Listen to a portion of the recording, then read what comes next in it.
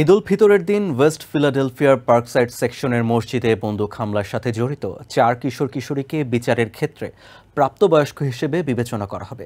শুক্রবার একথা জানিয়েছে ফিলাডেলফিয়া ডিস্ট্রিক্ট অ্যাটর্নি অফিস। ঘটনাস্থল থেকে উদ্ধারকৃত প্রমাণ অনুযায়ী গ্রেফতারকৃত ব্যক্তিরা ছাড়াও আরও কয়েকজন এ হামলার সাথে জড়িত বলে জানিয়েছে ফিলাডেলফিয়া পুলিশ। ওয়েস্ট ফিলাডেলফিয়ার ক্লারা মোহাম্মদ স্কোয়ারে ঈদ উৎসব পালন করতে জড়ো হয়েছিল প্রায় 1000 মানুষ। এই উৎসবে এলোপাতাড়ি গুলি চালায় একদল অস্ত্রধারী। এতে আহত হয় 3 জন। বাকিরা যে যেভাবে পেরেছে ওই জায়গা ছেড়ে পালিয়েছে। ঘটনার দিন সন্দেহভাজন 5 জনকে গ্রেফতার করে police.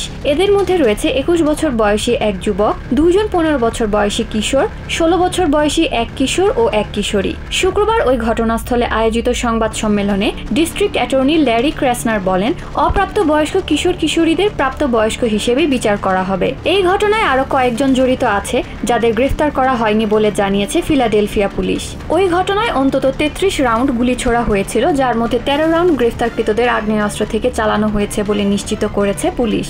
Philadelphia sheriff Rochelle Bilal বলেন, তারা অবশিষ্ট জড়িত ব্যক্তিদের আটক করতে বদ্ধপরিকর। ফিলাডেলফিয়া মেয়র শেরেল পার্কার বলেন, তারা জনগণকে সুরক্ষিত রাখতে চেষ্টা ত্রুটি রাখছেন না। Adeline Shreya, TVN 24 news desk. New York থেকে সম্প্রচারিত TVN 24 টেলিভিশন বিশ্বজুড়ে বাঙালির কণ্ঠস্বর।